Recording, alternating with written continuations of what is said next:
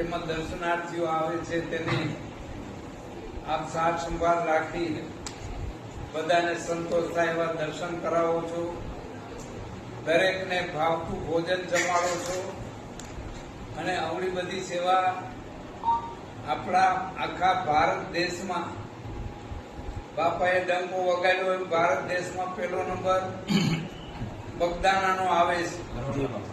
રોટલો બહુ મોટો છે. નાનો ફટાકડો ફોડો તો થોડોક અવાજ આવે, એથી મોટો ફોડો તો થોડોક વધારે અવાજ આવે, એથી મોટો ફોડો તો વળી એથી વધારે આવે, પણ રોટલાના ટપાકાનો બ્રહ્માંડમાં ભડાકો થાય એ આજે આ બગદાણામાં થઈ રહ્યો છે.